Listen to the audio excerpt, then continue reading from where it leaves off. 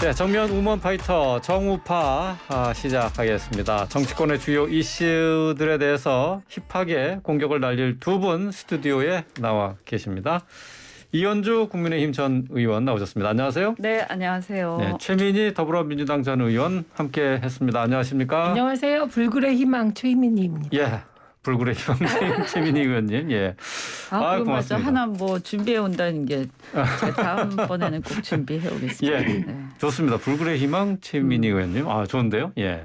자, 오늘도 두 분의 상냥하지만 치열하고 또 우아한 정치 파이팅 기대하면서 첫 번째 이슈 들어보겠습니다.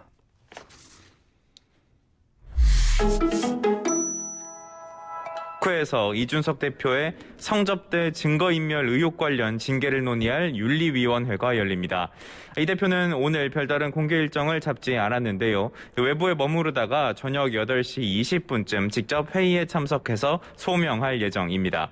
이에 앞서 증거인멸 의혹의 당사자라고 할 수 있는 김철근 당대표 네. 정무실장도 자, 회의에 참석했습니다. 지금 뉴스 잠시 들었는데요. 국민의힘 이준석 대표의 성상납 증거인멸 의혹에 대한 윤리위의 결정. 자, 윤리위 회의 이제 곧 시작이 될 예정인 것 같은데요. 이준석 대표 또 김철근 비서실장도 직접 이 윤리위에 출석할 예정이라고 합니다. 자, 지난 첫 윤리위 회의에서는 결정이 연기돼서 오늘로 연기가 된 거죠. 자, 오늘 결정이 날지 또 결정이 난다면 그 징계 수위는 어떻게 될지 두 분의 분석을 좀 들어보도록 하겠습니다. 먼저 이현주 의원님께서 좀 이게 지금 당내 분위기는 상당히 좋지는 않죠. 네, 뭐 단정할 수는 없습니다만 분위기는 징계를 결정을 하지 않겠느냐. 결정이 나올 것이다. 네, 더 끌 수 있겠냐. 네. 네. 오늘 네. 그 징계 수위는 어느 정도로 예상할 수 있을까요?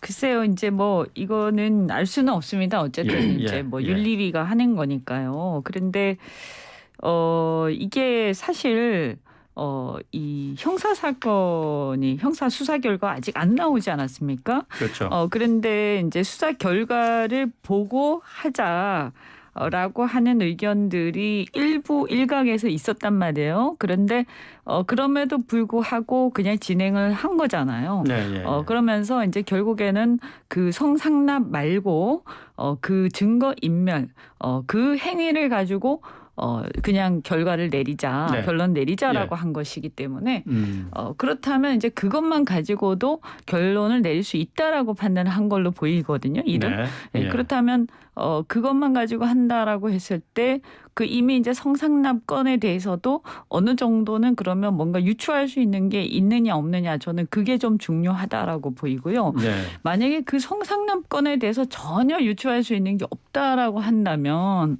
그 부분에 대한 부분은 좀 유보하고 증거 인멸 것만 가지고 한다라고 한다면 그러면 이제 좀 이 수위가 약간 이제 논란이 좀 될 것이고요.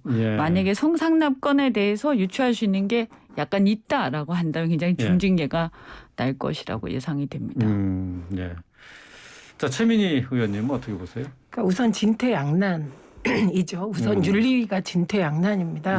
왜냐하면 윤리위가 아예 지난번에 결정을 해버렸으면 그냥 이든 저든 파장은 그걸로 사실 끝나고 여진인데 지금은 결정을 안 하다 보니 대한민국의 사실 그냥 굉장히 중요한 핫 이슈로 이준석 대표의 성상납 의혹이 자리하고 있다는 것 자체가 오히려 연기하면서 이목이 더 집중이 된 거죠. 네, 그래서 그게 지지율 하락에 영향을 준 것은 틀림없습니다. 왜냐하면 주식은 떨어지고 부동산은 불안하고 세계가 경기 침체에 들어가네 만회하는데 집권 여당이 내부에서 당대표와 권력 투쟁을 하고 있는 게 아니냐 윤핵관이 이것 자체로 굉장히 타격이 심하고 오늘 결정을 할 거라고 보입니다.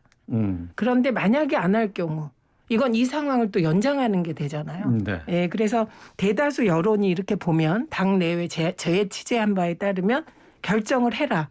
이런 압박이 굉장히 강해 보입니다. 그래서 결정할 것 같고 저는 여기서 한 가지 중요한 게 이게 사법적 팩트 여부를 따지는 게 윤리위가 하는 일이 아니라 당 대표로서의 품위를 품위를 지켰냐 지키지 못했냐가 사실 품위 핵심인데 유지 의무 위반입니다. 혐의죠. 그런데 예. 그 핵심 중에 하나는 성상납은 의혹이지만 접대는 부인하지 않는 것으로 보여서 청년 정치인이 접대를 받은 것은 어느 정도 사실이 아닌가 싶습니다.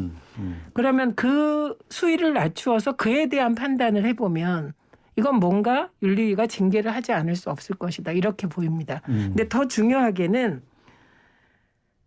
결정해야 된다. 오늘은. 어떤 형식으로든 뭐 가장 낮은 단계의 그 징계가 경고잖아요. 경고로라도 경고로라도 결정을 해야 하지 된다. 않으면 예. 이 상황은 계속되고 이 상황 속에서 이준석 대표가 이미 내가 흑화하면 이런 얘기를 하면서 사실은 흑화되지 약간의 않게 해달라. 겁박성 발언도 한 그렇죠. 거잖아요. 이 상황이 계속 유지되는 게 모두에게 안 좋은 것 같습니다. 두 분 근데 모두 어쨌든 뭐 윤리위원회에서 어떤 결정이든 나올 것이다라고 공통적으로 예상을 하셨어요. 네, 더 시간을 끌는 것은 좋지가 않죠. 더 끈다고 해서 뭐 그러면 차라리 뭐 수사 결과가 나올 때까지 기다리겠다. 뭐 이렇게 하면 모르겠지만 그렇지 않는 이상은 더 끌 수는 없고요.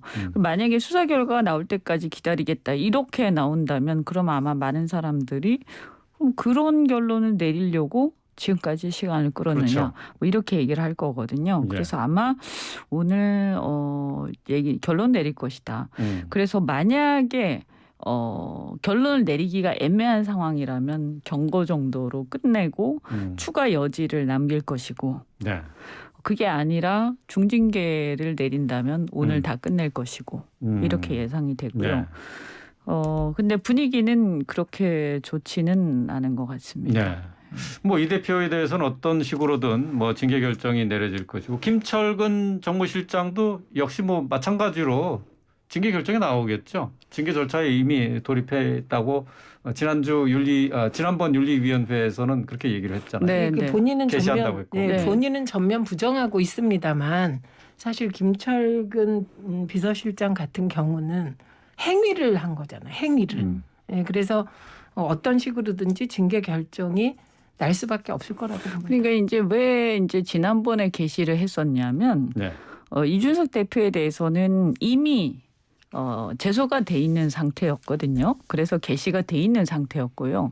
김철근 비서실장에 대해서는 아무도 제소하지 않았기 때문에 사실은 공식적으로는 게시가 안 돼 있는 상태였죠. 그래서 참고인으로 출석을 했었는데 참고인으로 출석해서 이제 공식화된 이상 게시를 당연히 해야 되는 거고요. 행위로 보자면 이분이 이제 주범인 셈이죠. 행위로 보자면. 그러니까 이분은 아마 당연히 이 징계가 나올 겁니다. 오히려 이제 이분과 이준석 대표 간의 연결고리 여부가 문제가 되겠죠. 지금 이제 관심은 이준석 대표가 지금 어떤 식으로든 징계가 결정이 될 것이다라고 두 분이 공통적으로 예상을 하셨는데 결국 이제 이게 어떤 징계가 나올 거냐도 문제지만은 이 이후에 국민의힘이 어떻게 뭐 수렁에 또 빠지는 것 아니냐 하는 거예요. 뭐 아까 최민희 의원께서 말씀하셨지만은 본인이 이준석 대표가 흑화되지 않게 해달라 뭐 그런 식으로 이제 요청을 했었어요. 근데 이게 이제 협박이 될지 아니면 부탁이 될지 모르겠습니다만은 이런 상황에서 이 대표 어떤 식의 반응이 나올 거라고 보세요? 그러니까 어떤 결과가 나오더라도 징계하지 않는다라는 결정이 나오지 않는 한 이 대표는 할 수 있는 모든 대응을 다 할 거라고 생각합니다. 그리고 이미 본인이 몇 차례 밝혔고요.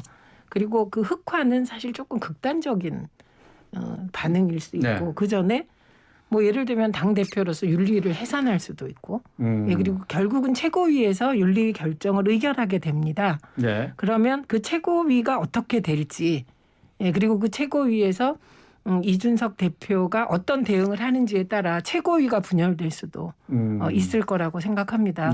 그래서 이준석 대표의 흑화하지 않게 해달라는 건 마지막 부탁이겠지만 그런 정서적인 부탁이 받아들여질 수 있는 조건은 아닌 것으로 보이기 때문에 이준석 대표는 우선 재심 청구할 수도 있고 윤리를 해산시키려고 할 수도 있고 최고위에 이준석계 일부가 반발할 수도 있고 예, 이 안건 자체의 상장이 늦어질 수도 있고 그러니까 이게 당 내외적 방법을 총동원해서 징계에 반발할 것으로 보입니다.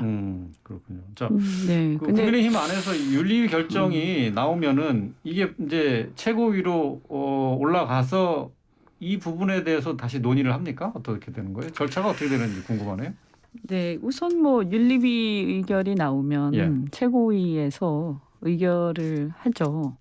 추가로 또 하는 겁니까? 하긴 하는데 그게 뭐 그다지 이렇게 정치적으로 사실은 윤리위 의결이 발표가 나잖아요. 발표가 나기 때문에 그것이 그렇게 큰 의미가 있겠는가 그런 생각이 듭니다. 예, 특히 뭐 만약에 중징계 의결 이렇게 나왔는데 그리고 뭐 최고위에서 막 싸워가지고 그래서 뭐 뒤집는다 이런 것이 어떤 의미가 있겠는가 이런 생각이 들고요. 그보다도 이제 저희 내부를 보자면 사실은 이제 이준석계라고 언론에서는 얘기를 하는데 이준석계는 사실은 없습니다. 그러니까 이준석 대표가 뭐 그렇게 오랫동안 뭐 물론 정치는 좀 오래 했지만 어떤 뭐 본인이 공천을 주도를 한 적이 없고요. 그다음에 본인이 그렇게 기존의 기성 정치인처럼 자기 계파를 만드는 정치를 해온 적이 없죠. 그렇기 때문에 자기 계보가 있다 이렇게 말하는 건 저는 조금 너무 많이 나간 얘기다. 그래서 이준석 계라기보다는 뭐 이준석 을 좀 옹호하는 그런 일부 젊은 정치인들이 있습니다만 그것은 이준석계라서 그런 게 아니라 이준석에 대해서 좀 옹호하는 의견을 갖고 있는 거죠. 그래서 그것은 어떤 의미에서 보면 이런 의미라고 보시면 됩니다. 그러니까 이준석을 좋아한다, 개인적으로 좋아한다 이런 경우도 아니고요. 대개 보면 사실은 이준석 대표의 어떤 개성, 또 이준석 대표가 약간 톡톡 튀는 게 있죠. 그렇기 때문에 또 이분이 이제 이준석 대표가 갖고 있는 이제 약점이 어떤 미흡한 부분들이 보면 정치력의 부족이라든지 또 나이 어떻게 보면 약간 그동안에 보면 보여준 어떤 지도력의 부족 이런 분명히 있습니다. 그래서 그런 부분들은 다 인정을 하지만 그럼에도 불구하고 그동안에 이제 그 큰 선거를 2번이나 이겼고 또 그 외에도 당에 어떤 변화를 가져온다든지 여러 가지 이미지 쇄신이라든지 여러 가지 기여한 바가 있는데 굳이 이런 방식으로 퇴출을 시켜야겠는가. 그렇게 했을 때 이것이 과연 당의 지지율이라든가 당의 이미지 향후의 총선에 도움이 되는가. 이 점에 대해서 당을 좀 걱정을 하면서 이 방식에 대해서 좀 반감을 가진 그런 세력들이 있는 거죠.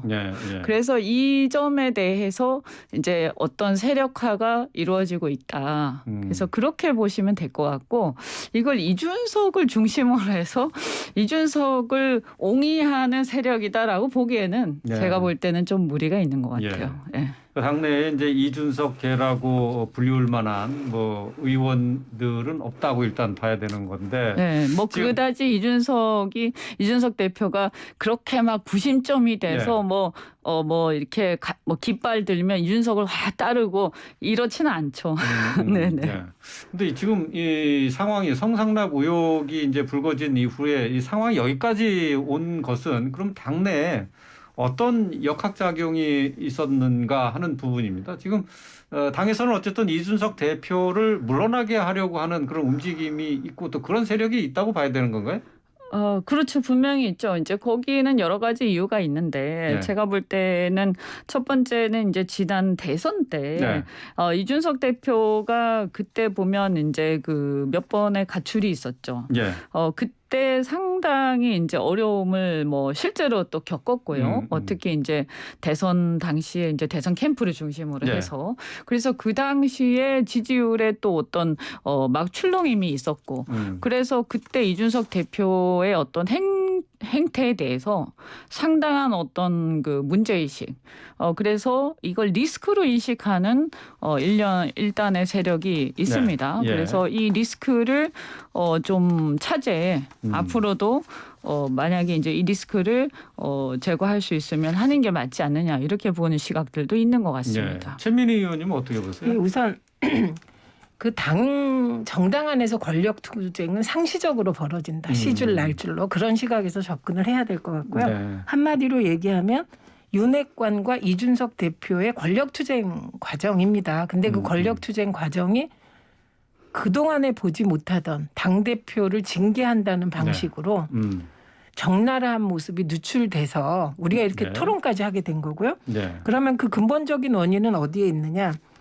지난 대선에서 윤석열 대통령이 0.73%로 아슬아슬하게 승리하지 않았습니까? 그렇죠. 그리고 어떻게 보면 그것이 지금 국정을 마음대로 수행하는데 약간의 걸림돌이 되고 있습니다. 그러니까 이에 대한 평가, 예, 이에 대한 차이입니다. 그래서 방금 전에 말씀하셨듯이 이준석 대표의 몇 차례에 걸친 가출로 많이 이길 수 있는 걸 못 이겼다. 네. 이렇게 생각하는 것이 아마도 윤핵관 쪽일 것 같고 네. 이준석 대표는 이준석 대표의 청년 신드롬 플러스 서진 정책, 예, 그런 노력이 많이 그러니까 질 수도 있었는데 아슬아슬하게 이기게 만들었다. 이렇게 보기 때문에 예. 이 대표에 대한 평가가 엇갈리는 거네요. 그러니까 이 대표 쪽과 윤핵관 쪽이 예. 대선 결과에 대한 평가가 다른 겁니다. 완전히 다른 거네요. 그러면 예. 이 상태에서는 늘 권력 투쟁이 일어나고 이런 식의 다소 폭력적인 방식으로 당대표의 징계가 논의돼야 되는 거 아니죠.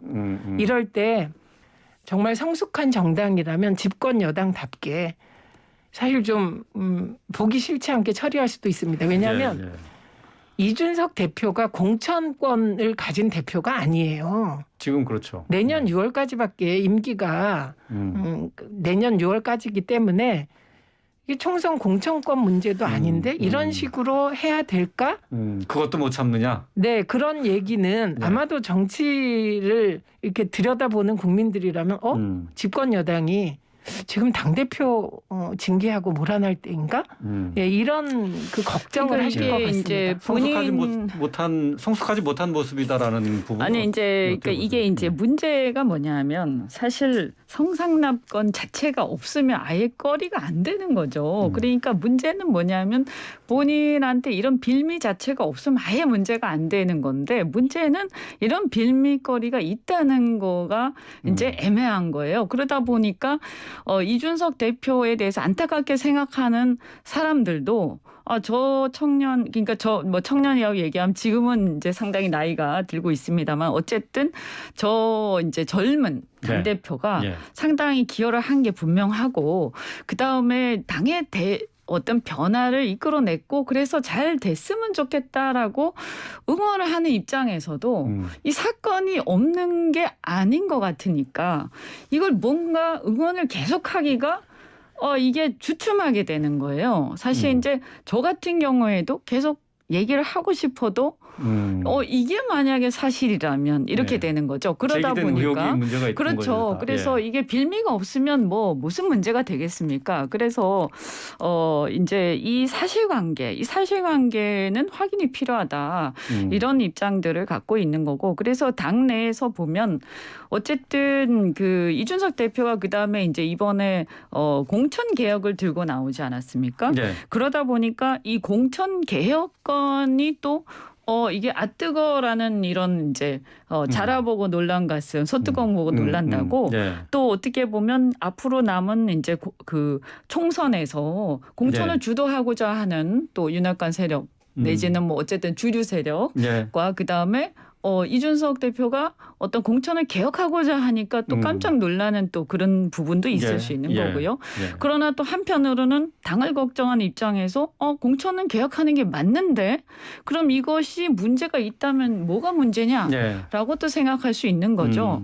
그래서 복잡합니다. 근데 제가 볼 때는 여하튼 간에 이게 섞여서는 안 된다. 이준석 대표의 어떤 그 성상납건 이것은 이거대로 엄격하게 처리를 하더라도 그렇다고 해서 공천의 개혁의 흐름 당의 개혁의 흐름, 당의 변화의 흐름 이것이 꺾여서는 절대 안 되고 예. 우리 당의 2030의 어떤 당 내의 그 희망 이런 것들이 이 일로 꺾여서는 절대 안 된다라는 예. 이런 이제 걱정과 안타까움들을 갖고 있는 많은 저 사람들이 있습니다. 부분에서 간단하게 좀 정리를 해주시죠. 일단 제기된 의혹이 그냥 넘어갈 수 있는 것이 아니었다는 것 때문에 문제가 그러면 있고. 일찍 해결해야죠. 그렇죠. 이게 지금 나온 게 하루 이틀이 아닌데 예. 뭐 그리고 지금 그런 아쉬움은 예. 검찰과 경찰이 뭐 거의 민주당 입장에서는 장악한 정권으로 보는데 네. 이 정부를 그러면 수사를 집중하면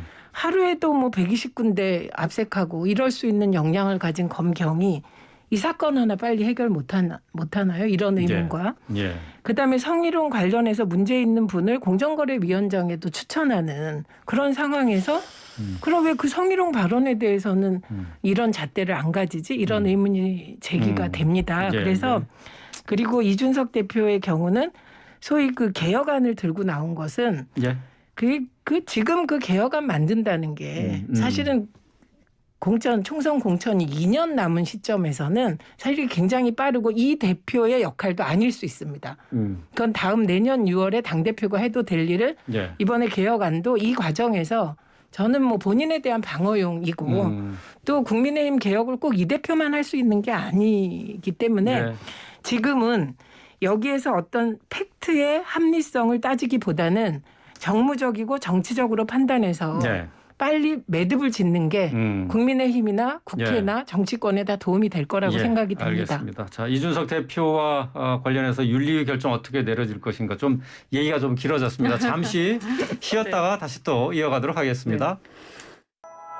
네, 국가정보원이 문재인 정부 때 벌어진 서해 공무원 피격 사건과 탈북 어민 북송을 놓고 당시 원장들을 직접 고발하자 검찰이 하루 만에 해당 사건들을 일선 수사팀으로 배당했습니다. 네, 이재현의 뉴스 정면 승부 3부 시작하겠습니다. 2부에 이어서 정면 우먼 파이터 정우파 시작합니다. 이현주 국민의힘 전 의원과 최민희 더불어민주당 전 의원 함께 하고 있는데요. 지금 방금 전에 뉴스 내용을 잠시 들으셨죠? 자, 국가정보원이 서해 공무원 피살 사건 그리고 탈북 어민 북송 사건과 관련해서 각각 박지원 전 원장, 서훈 전 원장을 대검에 고발을 했습니다. 국가정보원법 위반, 또 공용전자기록 등 손상죄 혐의인데요. 자, 최민희 의원님부터 이 부분에 대한 의견 좀 주시죠.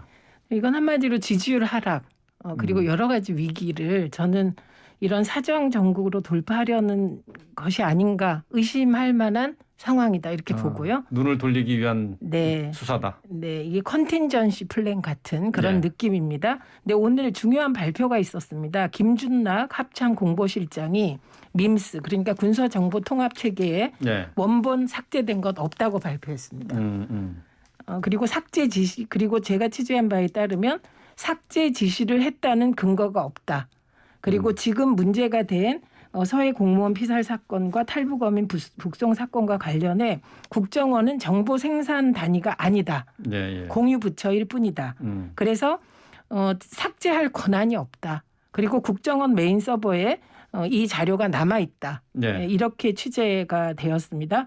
그리고 이 밈스 군사정보통합체계 안에 자료를 삭제할 권한은 사실 이런 얘기가 공경연이 나와서 참 걱정인데 네. 777 부대와 합참뿐이라고 합니다. 정보를 삭제할 수 있는 곳은. 네. 그래서 군 첩보나 정보 삭제를 국정원에서 할 수가 없다. 그래서 지금까지 나온 팩트에 근거하면 박지원 원장이 소설 쓰지 마라 이렇게 얘기하셨거든요. 예, 예. 그쪽에 무게가 실리고 있는 상황입니다. 그러니까 정보 삭제라는 게 애초에 가능하지 없었다. 않은 거다라는 네. 그리고 거잖아요. 국정원이 생산한 게 아니기 때문에 네. 국정원은 그냥 공유하는 데라 예. 공유받은 것은 없앨 수 있는 거죠. 예. 그러니까 국정원 안에서의 자료 삭제는 가능한 건데 그렇죠. 정보 원본 자체는 삭제할 불가능하다. 권한이 없다. 예. 예, 그리고 이게 공식적인 합참 공보실장이 발표한 내용이기 때문에 지금 이 국가정보원이 머쓱해진 그런 상황 같습니다. 지금까지는. 근데 네. 이제 군사 정보와 관련해서는 이제 국정원 안에서 이제 삭제가 가능한데 이제 삭제는 결국은 원래 군사 정보에 대해서 접근을 차단하는 공유를 네. 못하게 하는 뭐 그런 거에 그치는 거죠. 네, 그 공유를 못하게 하는 권한도 근본적으로는 그 정보 보호를 위하여 군 당국이 한다고 합니다. 원래 열람 차단도. 네. 그런데 그 협조를 국정원이 할 수는 있겠죠. 내부에서 공유되면 안 되니까. 네. 그리고 예. 공유를 막기 위한 열람 차단은 제가 취재한 바에 따르면 불법은 아닙니다. 아, 그건 네. 불법은 네. 아니다. 네. 예.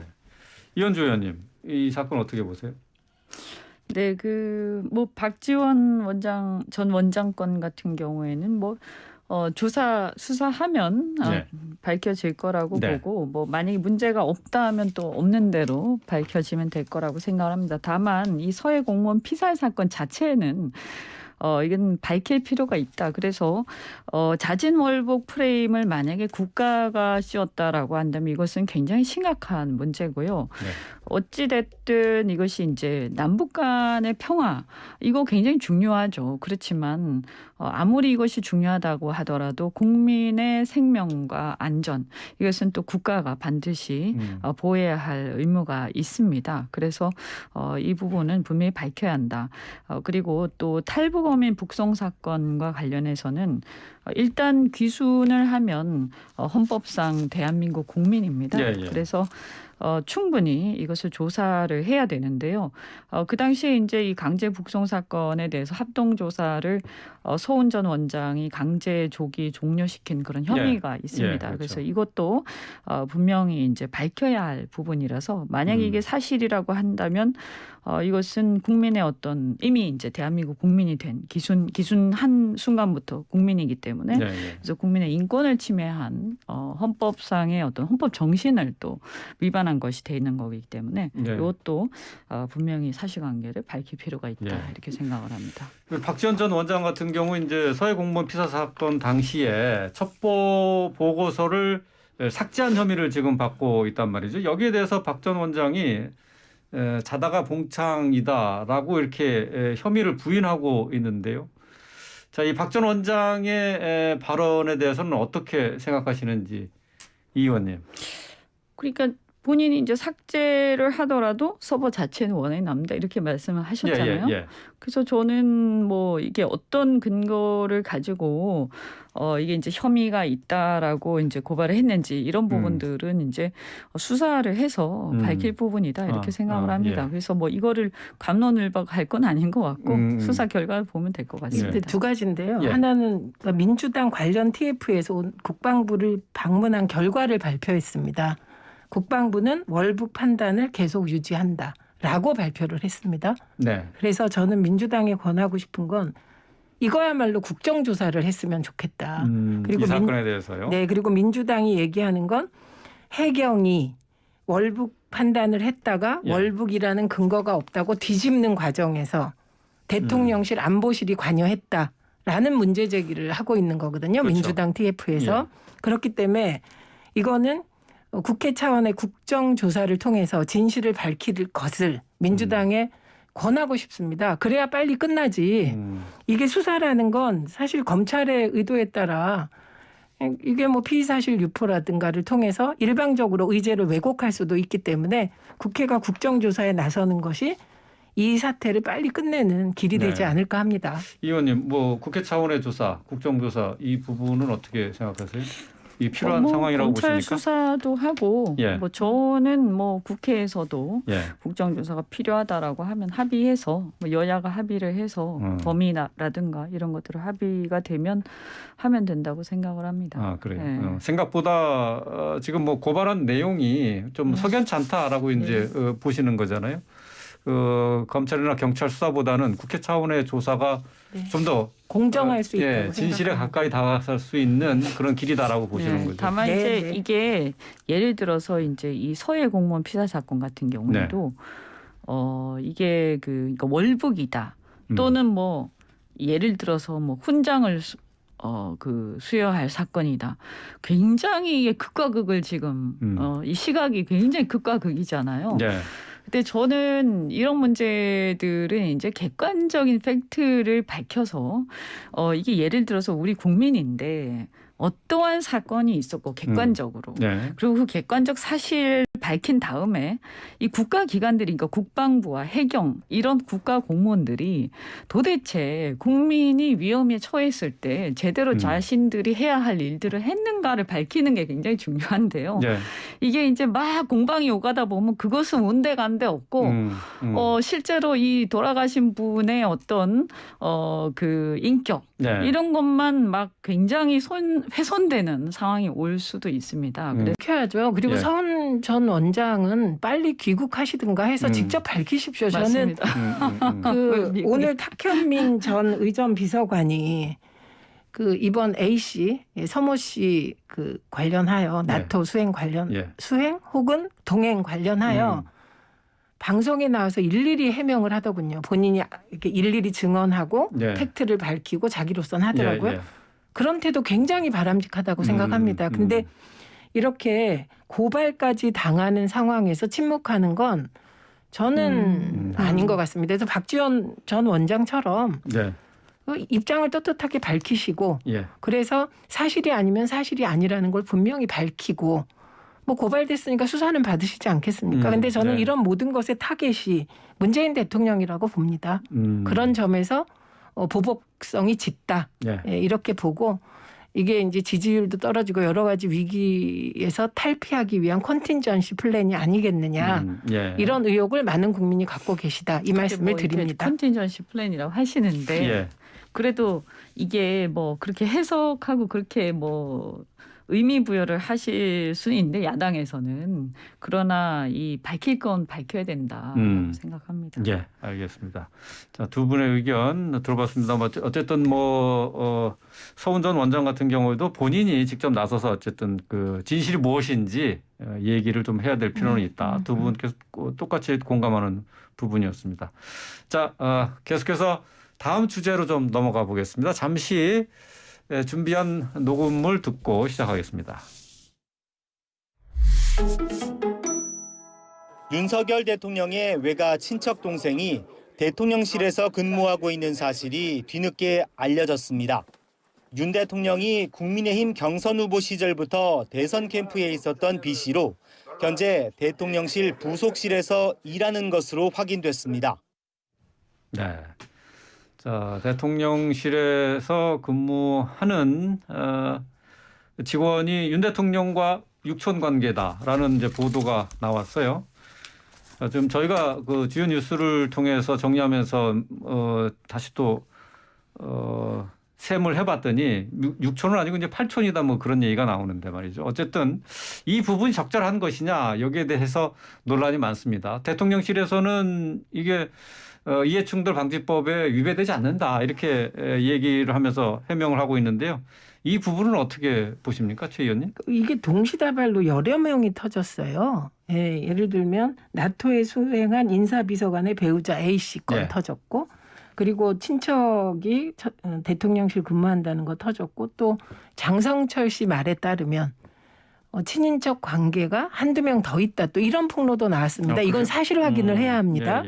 예, 그런데 이렇게 되면 국민들이 보시기에는 이렇게 대통령실 인사가 사사롭게 운영되냐? 걱정이 되지 않겠습니까? 그리고 이게 국회에서 친인척을 네.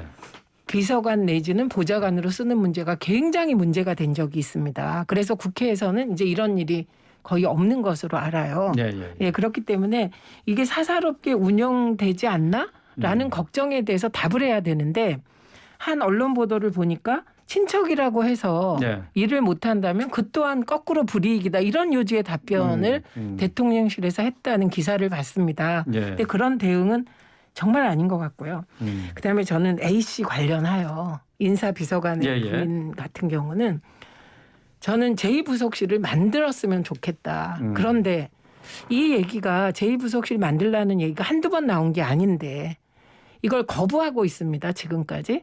그래서 왜 그럴까 생각해 보니 제1부속실, 제2부속실 이 명칭이 혹시 문제가 된다면 명칭이 제1, 제2 뭐 이게 순서가 정해지니까. 그게 왜 문제가 되죠? 아니 혹시 그렇다면 예. 저는 그냥 영부인 지원실이라도 만들어야 한다.